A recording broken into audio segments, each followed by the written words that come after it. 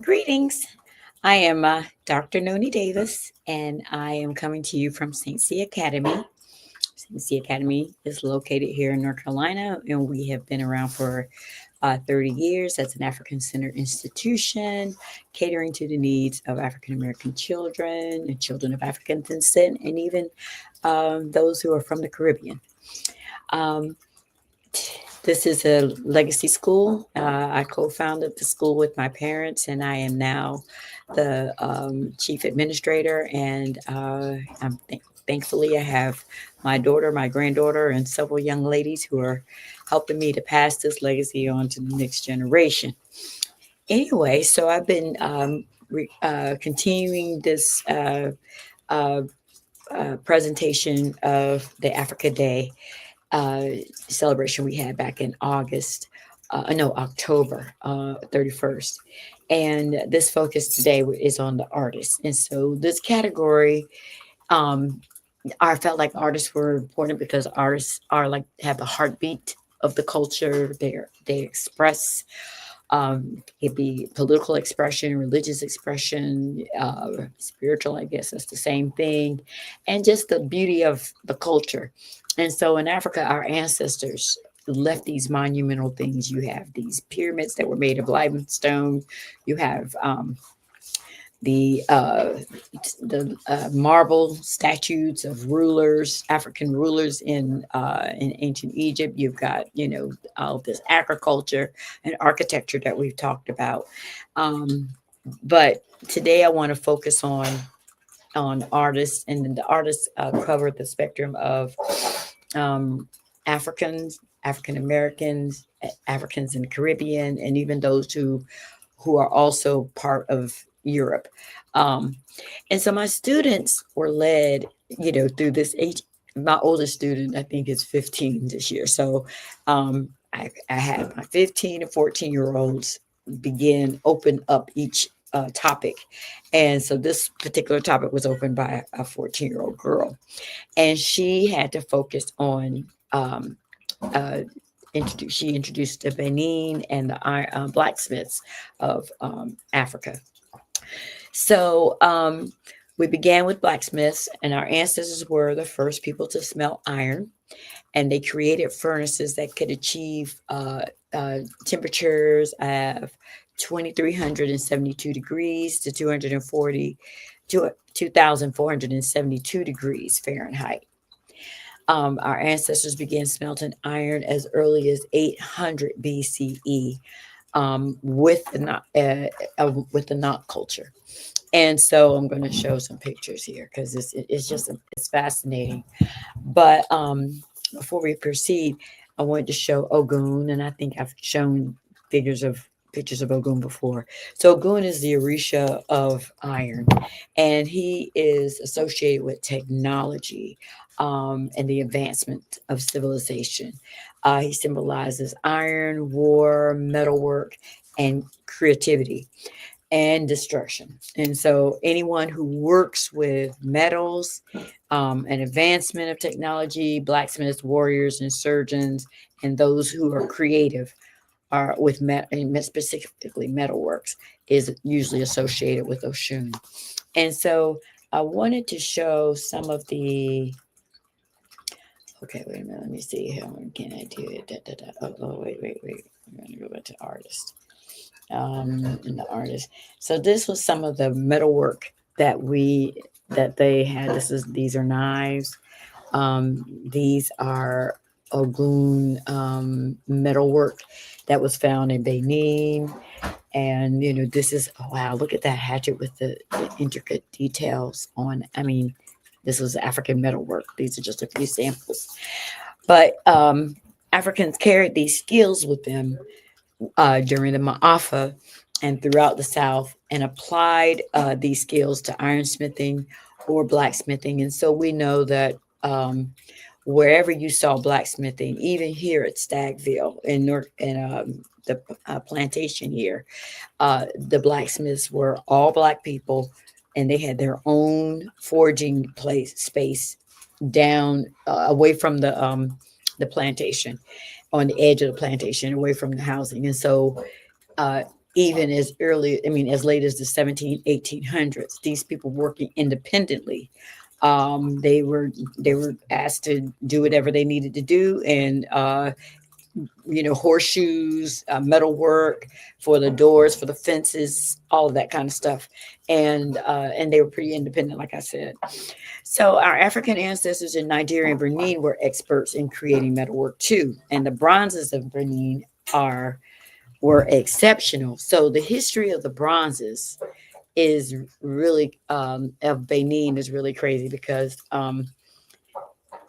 their work was like unbelievable work, unbelievable details. And it's said that when the Portuguese first came in contact with this empire, the great the great city of Benin, they were amazed. They were like, "Oh my God!" These people, the work, the carpentry, the craftsmanship, in every regard, was impeccable. And so, as I said before, the Great Benin City was huge. It's like it they said the walls were from the East Coast to the West Coast and back to the East Coast. That's how large this compound was, or this complex was. And it is 150 million hours, I think they said it took to actually construct this. Now, mind you, it's from 800 to 1400s is the period of time that they've attributed to the building of this of the Great Benin Wall.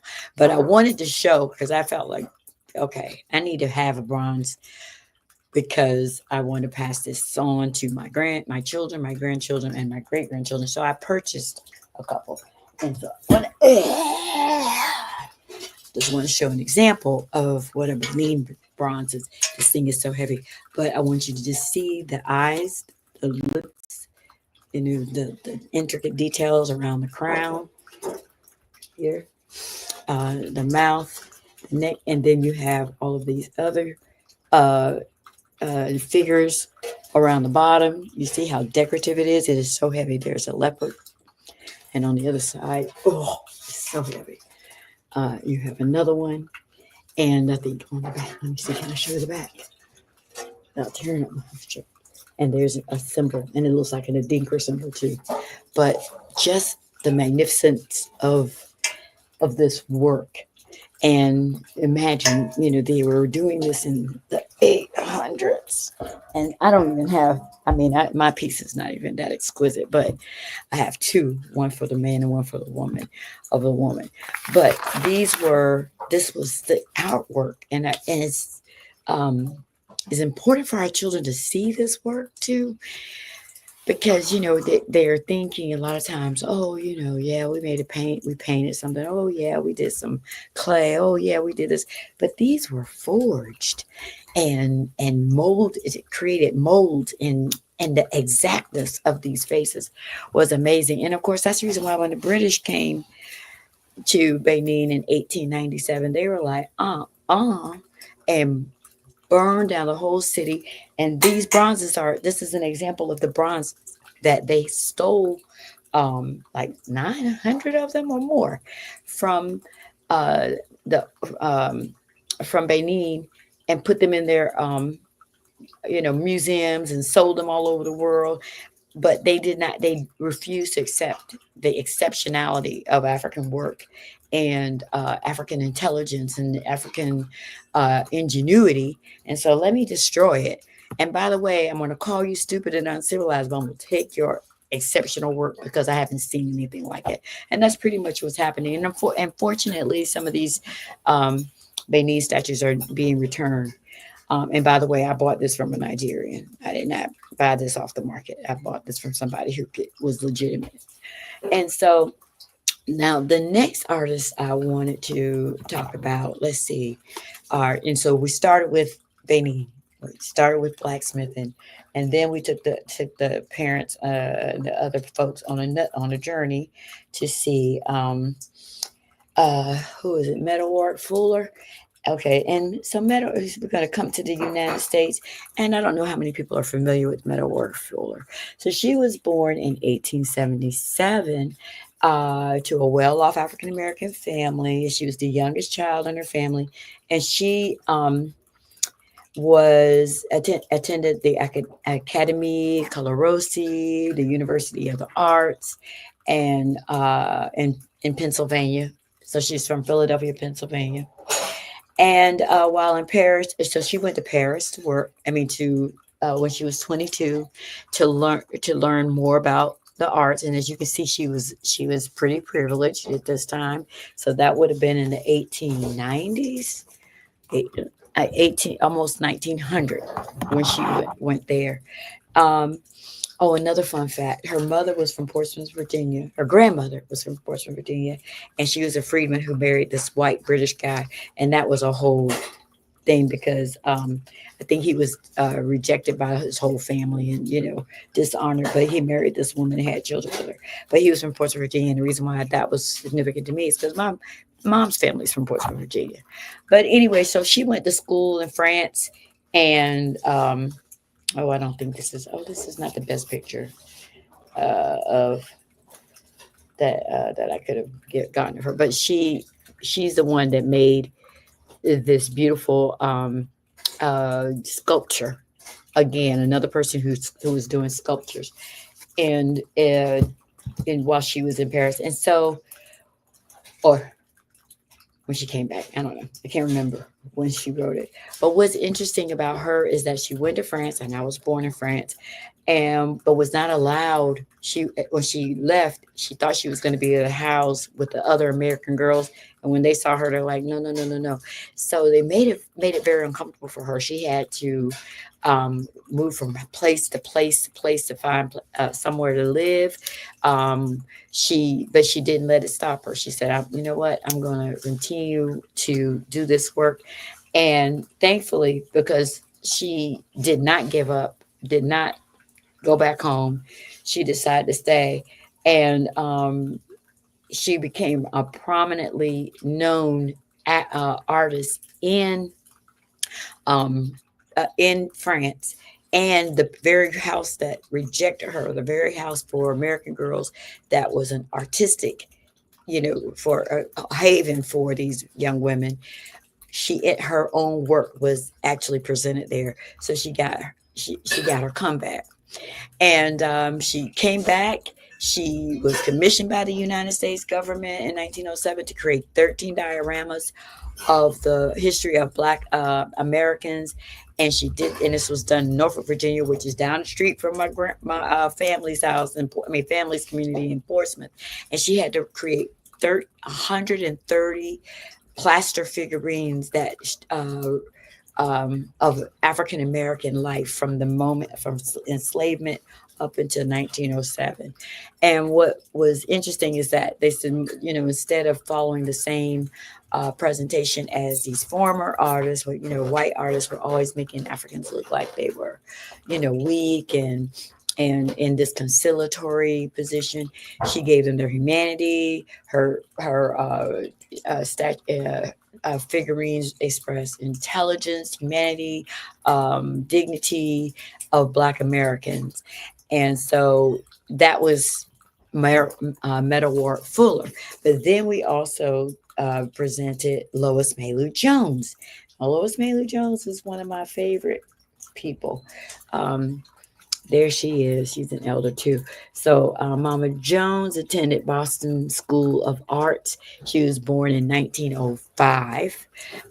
So she was 2 years old when Meta Ward Fuller was making those presentations in Norfolk. Now, what's interesting about her is that she was born in Boston, of course, and she attended the Boston School of Fine Arts and graduated from there. And her first job was as a textile designer in New York.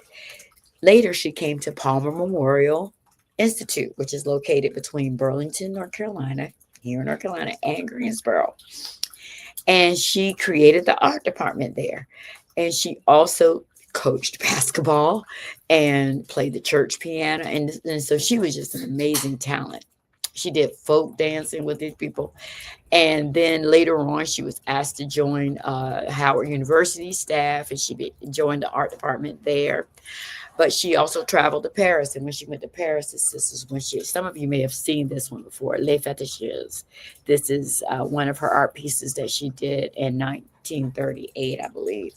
And what happened is when she went to France, she felt like that was the first time. Now, by the time she got to France, it was 1938. So some of the energy had changed, and African Americans were more embraced. But this was where her influence in creating more of an African worldview. And you see the same thing with Meta Ward Fuller. They were always calling back to Africa. They were always being influenced by what they saw on the continent or experienced on the continent, even when these, at the height of this disparaging attitude towards Africans and everything, these people were creating and elevating the African spirit. And so her African influence in art was began in Paris, if you can imagine. She was also influenced by her husband, who was a Haitian designer, and his name was, I don't want to mess it up, Louis Vergnard Pierre Noel. And so when she would go to Haiti, she would say, "Oh my goodness, it's such a beautiful island. You're seeing all these bold contrasts and these bright colors." And so she began to incorporate that into her art. And she became the cultural ambassador to Africa by the United States Information Agency. So that's how, I think that was in 1970 or something like that. And so I did want to also talk about this next guy, Aaron Davis. Now, Aaron Davis is considered the father of, okay, where is he? He's the father of African art. They gave him several titles. And so he was born in 1899. And let's see, do I have his art? I think I do have his art. This is his art. Yeah. So if you've seen any art like this is God's Trombones. Um, who was it? His name is James Weldon Johnson asked him to be to illustrate his book of poetry, of religious poetry, God's Trombones. And so that's what Aaron Douglas was. But they call him the father of African art because he was the one that also ushered in this reflection, or this reconnection with Africa, uh, elevating it, finding the beauty of it, and presenting it in the art. And they believe, it is said, that he also had quite a bit of inspiration for the civil rights movement, because a lot of his pictures, like you can see, this one is showing, labor of African Americans. This is showing like the jazz, the joy, the resilience, and this too, how the hard work that we invested in this country, and also just the joy of dancing and the joy of blackness. And so it was considered very inspirational. Social activism is another category he was placed in. And so, you know, and there's Aaron Douglas. And then also I wanted to talk about the young man that helped, the elder who helped Meta Ward Fuller when she was in France. That was, what's his name? Oh goodness, I forgot. Henry Asawa Ward. No, Tanner. So this was an artist, and he was living in France at the same time that Meta Ward was over there, and he also helped her a lot, make sure she was able to navigate this racism in France. And so then we made sure we went to the Caribbean. Well, Caribbean, Guyana is not really, that's South America, the tip of South America. But one of my students introduced Aubrey Douglas. No, where is he? Yeah, Aubrey Williams. Aubrey Williams. And so this artist, I was very surprised to see him.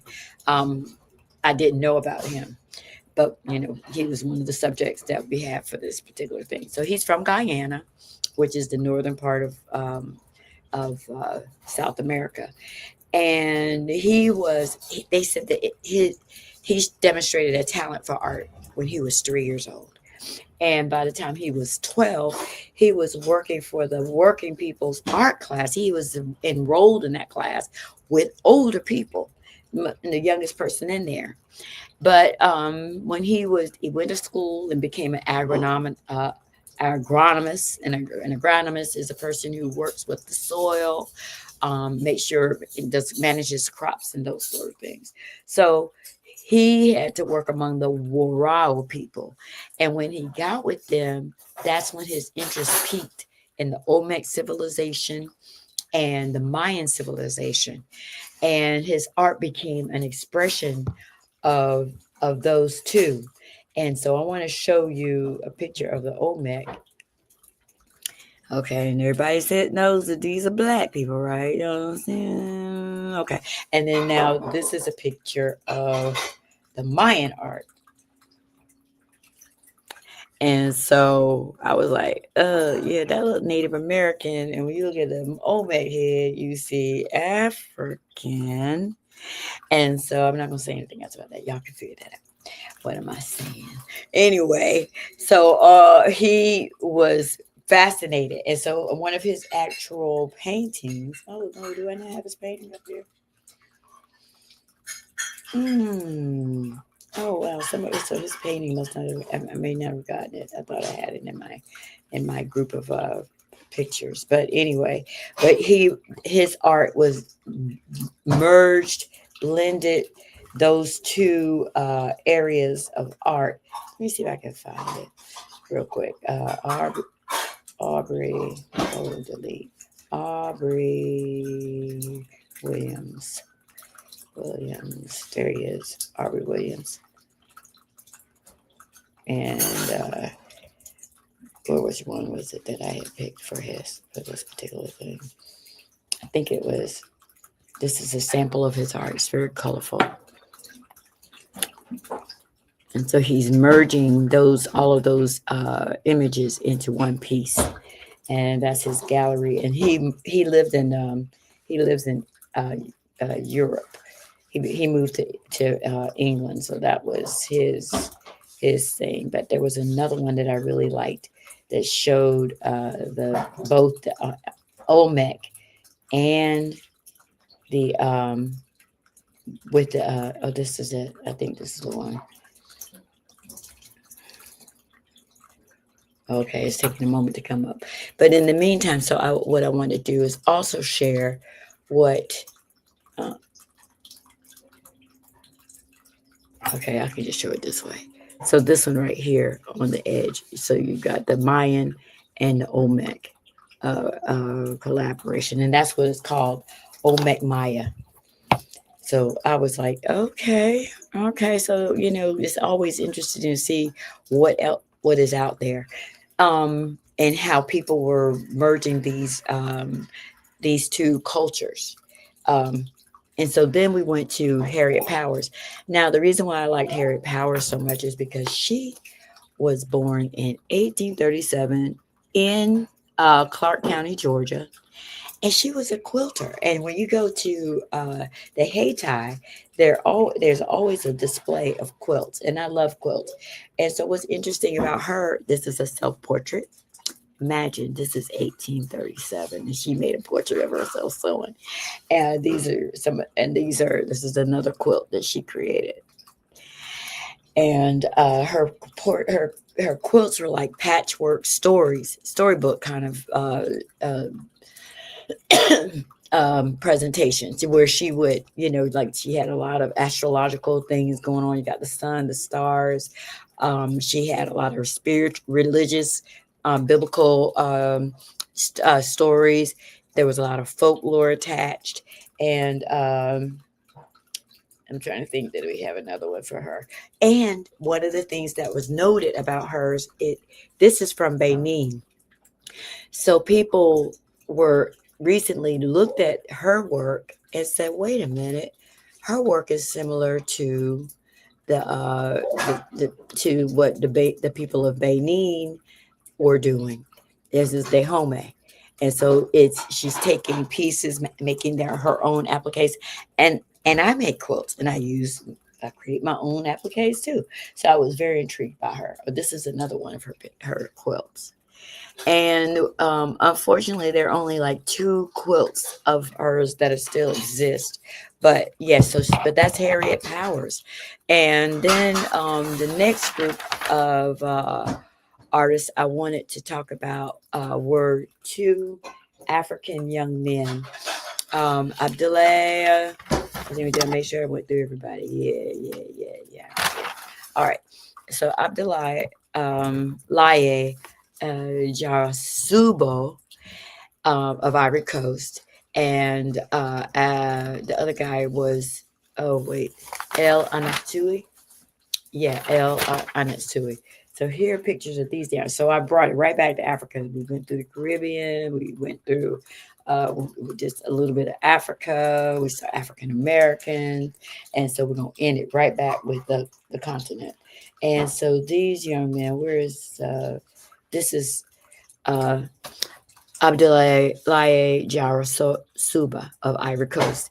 Now, what's interesting about this young man, he was born in 1983 in Abidjan, and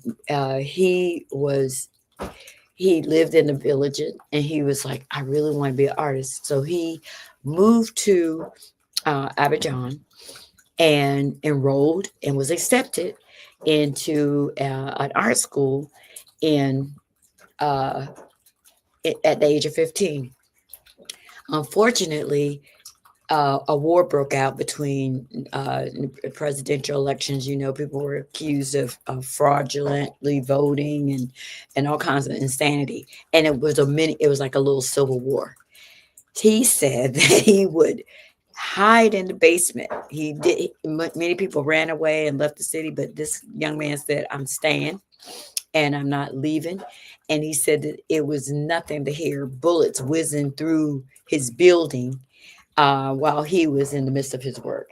And so his work is very abstract, um, very interesting, but it is a portrayal of African teenagers who were having to live on the streets and were homeless, displaced, and lost their family members, and a lot of what we see that's happening in Gaza and Congo, children just abandoned, and not necessarily on purpose, but because of a war.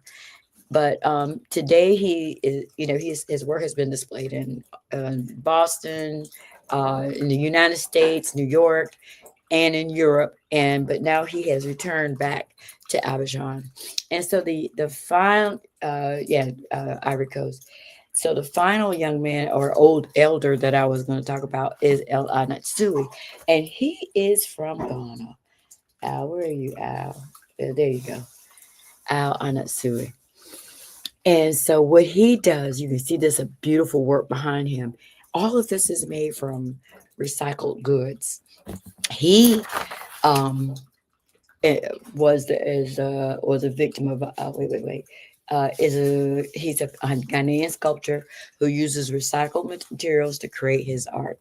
The materials are inspirational because they symbolize the restoration and transformation of what's happening in Africa, uh, um, in uh, in how it is rejecting and pulling off the foolishness of pre-colonialism, um, and capitalism, legacy of foolishness. And one of the things that his art is supposed, because he's using recycled goods, is a nod to the waste. It's not a nod to it. It's a critique, I guess you would say, of the West and how the West is wasteful, how capitalism is destructive, how it destroys ecosystems and the environment, and it destroys cultures. And so he's taking these items and is repurposing them. And so here's an example of one of the things. And they said now these things that he creates are large scale, so they are huge. Let's see, there I have another one. Huge artifacts, and they're all from things that he found and change and transform them into new pieces. So if you were to see this actual thing, it's like 20, 30 feet long, um, and very tall. But it's malleable, so he can mesh it down, break it down, and then repurpose it. And it's copper wire, all those kind of things that he uses to keep it, hold it together. But art is such an important aspect to me. It develops, it causes children to use all sides of all the parts of their brain, stimulates them, stimulates their creativity, and makes them innovative, which is what our people are. And so art is the beginning to me of all things. And it is in all things. Artists are the ones that are designing every single thing that we have, even the paper we write on, the pens that we use. And so my students had the opportunity to present this information from the ages of 14 all the way to the age 4. And I just want to share that with you. And thank you so much for listening. Ashe, Asheo.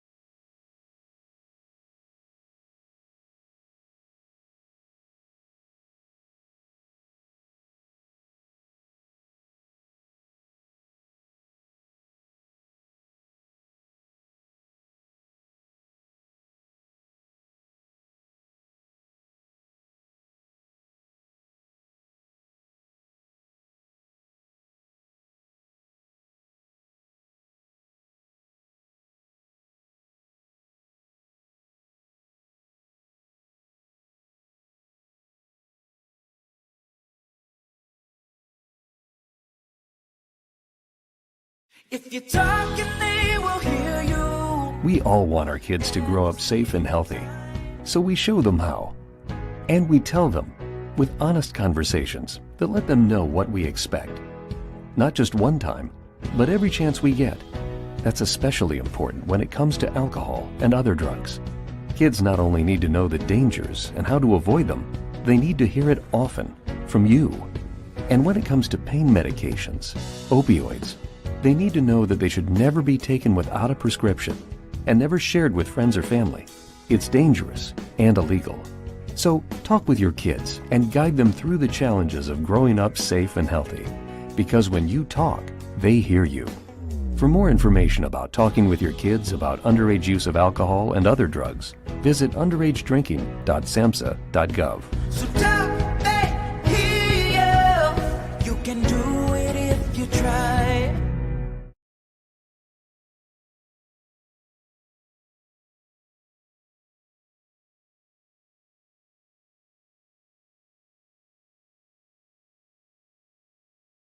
I'm a St. Cia student. Of course I walk into the sound of drums. I'm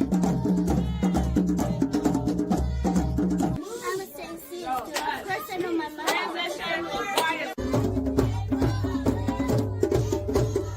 I'm a St. Cia student. Of course I can play the drum. I'm a St. Cia student. Of course I can work with my hands.